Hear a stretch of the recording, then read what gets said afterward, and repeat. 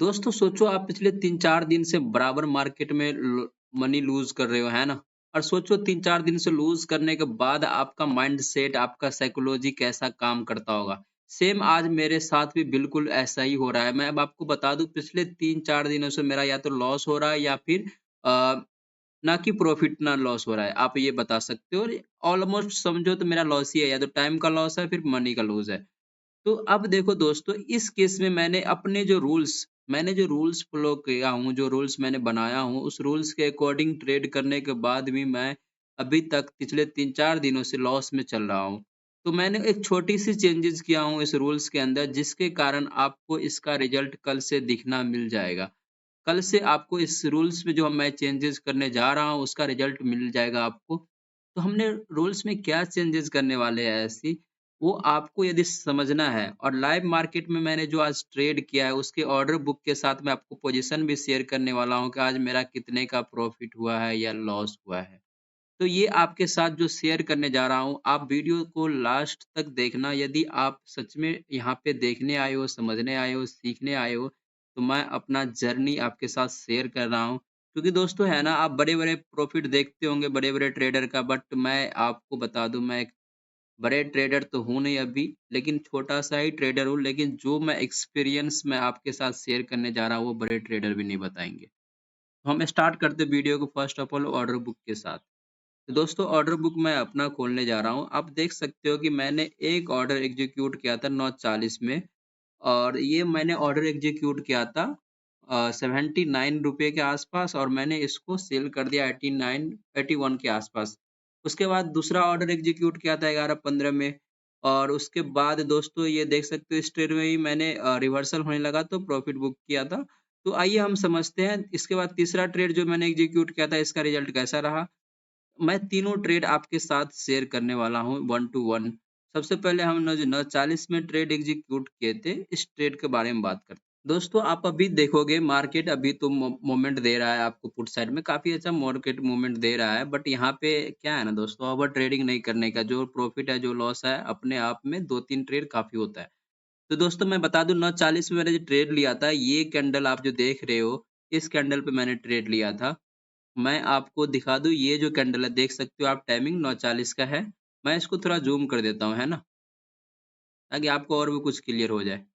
दोस्तों मैं आपको बताऊँ, पिछले दिन के मार्केट को देखोगे तो मार्केट ने यहाँ पे एक रेजिस्टेंस लिया था, और मार्केट ने इस रेजिस्टेंस को यहाँ पे रिस्पेक्ट भी किया। इतने बड़े कैंडल बनने के बाद भी मार्केट ओपन होता है, इतना बड़ा कैंडल बनाता है, और फिर भी मार्केट इस लेवल को रिस्पेक्ट करता है, इस रेजिस्टेंस लेवल को।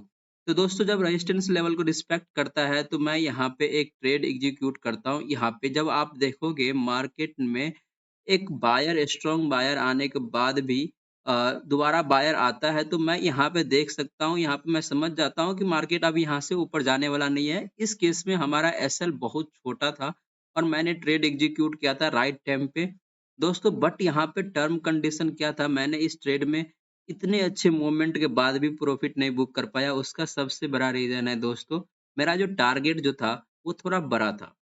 कहने का मतलब जो मेरा नॉर्मली टारगेट होता है इंडेक्स का 50 पॉइंट, प्रीमियम का 20 पॉइंट, यानी प्रीमियम का 20 पॉइंट मुझे मिल जाएगा, मैं प्रॉफिट बुक कर लूँगा। लेकिन दोस्तों इस केस में ऐसा नहीं हुआ। ट्रेड जब यहाँ पे बनने लगा तो मैंने इस कैंडल पे जाकर के मैंने काफ़ी देर तक होल्ड किया था। आप ऑर्डर बुक देखोगे तो मैंने ऑर्डर एग्जीक्यूट किया 9:46 यानी 6 मिनट तक मैंने होल्ड किया था ट्रेड को। दोस्तों ये रहा 9:46 का कैंडल, 9:45 ने 9:46। ये जो कैंडल आप देख रहे हो दोस्तों, इस केस में प्रीमियम जो है ना दोस्तों डिके होने लगा था, जिसके कारण से मैंने अपना प्रॉफिट जो भी था एज इट इज प्लस में निकल गया, ताकि ब्रोकरेज वगैरह मुझे दोबारा फिल ना करना पड़े इसी ट्रेड में, क्योंकि इस ट्रेड में मेरे को मोमेंटम काफी अच्छा मिल गया था। मैं आपको दिखाता हूँ चार्ट। मोमेंटम में मुझे 10-15 पॉइंट का मिल गया था। आप देखोगे 9:46 का कैंडल, तो ये रहा। ये जो आप कैंडल देख रहे हो दोस्तों, ये रहा 9:46 का कैंडल। अब मैंने जो ट्रेड एग्जीक्यूट किया था ₹79 के आसपास, आप देख सकते हो ये गया था हाईएस्ट कहाँ पे गया था ये? 88 के आसपास, यानी ऑलमोस्ट देखा जाए तो 10 पॉइंट प्रीमियम का बढ़ा था एक ही कैंडल के अंदर। तो दोस्तों यहाँ पे आपने देख लिया। उसके बाद दूसरा ट्रेड जो मैंने एग्जीक्यूट किया था, दूसरा ट्रेड एग्जीक्यूट किया था दोस्तों मैंने 11:15 में आप देख सकते हो और 11:46 मतलब इस ट्रेड को मैंने आधा घंटा से ज़्यादा होल्ड किया टारगेट के लिए। आइए हम समझते हैं इस ट्रेड को। दोस्तों इस ट्रेड की बात किया जाए तो यहाँ पे जो ट्रेड आया था मोमेंटम वाला, ये जो ट्रेड आप देख रहे हो दोस्तों, मैं इस ट्रेड में एंट्री इसलिए ले पाया क्योंकि मेरे को यहाँ पे रिस्क बहुत दिख रहा था। ये मार्केट ने प्रीवियस डे का लो को ब्रेक नहीं किया था पहली बात। अब ब्रेक करने के बाद देखोगे दोस्तों 25,550 एक सपोर्ट का काम करता है, तो ये सपोर्ट लेना चाहिए मार्केट को, बट यहाँ पे मार्केट ने वन वे यहाँ पे डाउनफॉल दे दिया।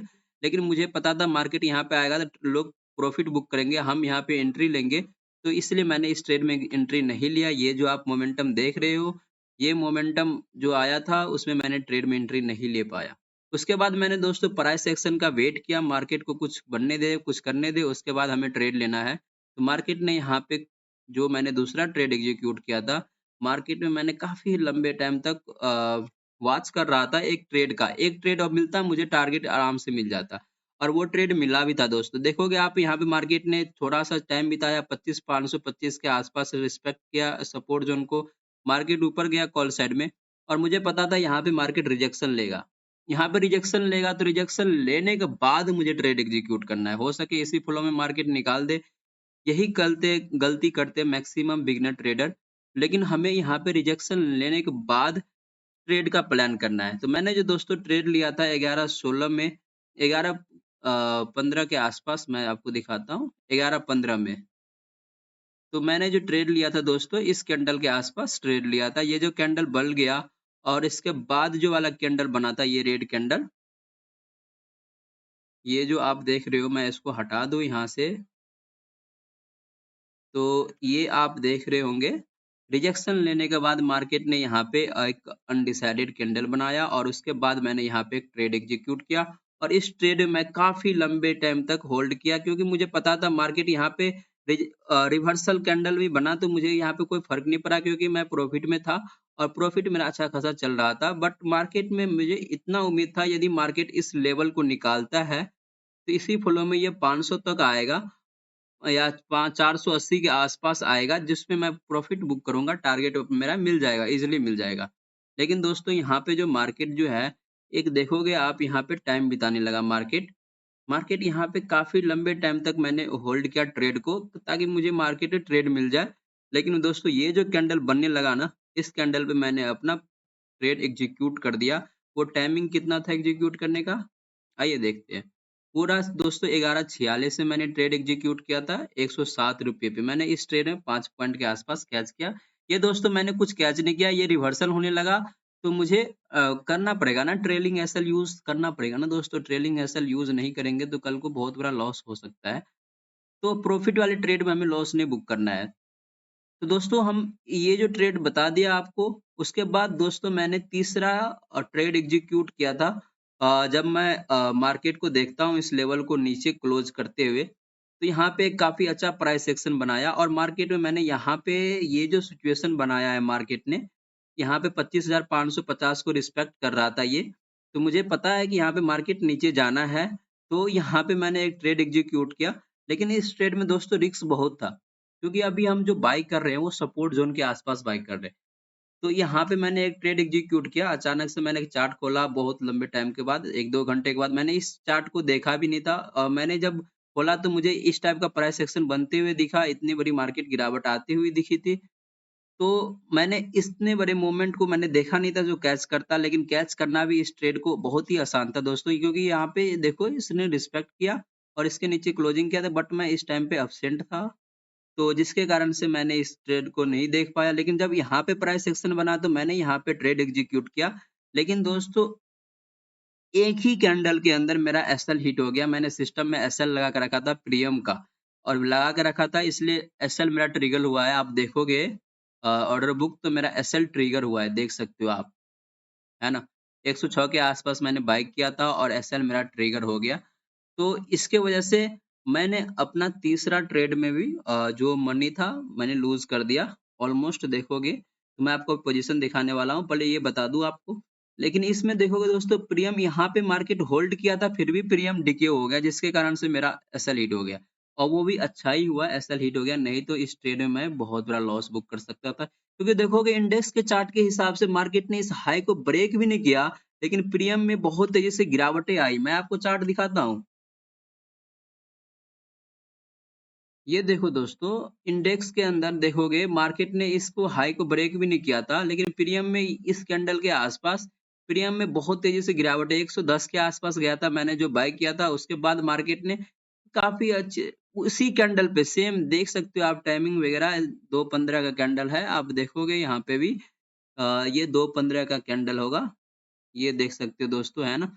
नेक्स्ट कैंडल पे देखोगे इसको हाई को ब्रेक भी नहीं किया, लेकिन इंडेक्स के प्रीमियम के चार्ट में इसको लो को ब्रेक करते हुए जा रहा था, जिसके कारण से मेरा एसएल जो मैंने सिस्टम में लगाया था वो मेरा हिट हो गया। उसके बाद देख सकते हो मार्केट यहाँ पे ट्रेड कर रहा है। मैं आपको पोजीशन दिखाता हूँ और मैंने जो आपसे अभी बताया था मैंने रूल्स में क्या चेंजेस करने वाले हैं, वो भी आपको मैं बता रहा हूँ। देख सकते हो मेरा पोजीशन आज का इतना ही रहा। 3 ट्रेड मैंने एग्जीक्यूट किया और जिसके कारण से आज आप बोल सकते हो नो प्रॉफिट नो लॉस, बिल्कुल लॉस ही बोल सकते हो आप, क्योंकि मेरा ऑलरेडी लॉस ही है ये, क्योंकि ब्रोकरेज वगैरह टैक्स वगैरह गवर्नमेंट काट लेती है ना दोस्तों।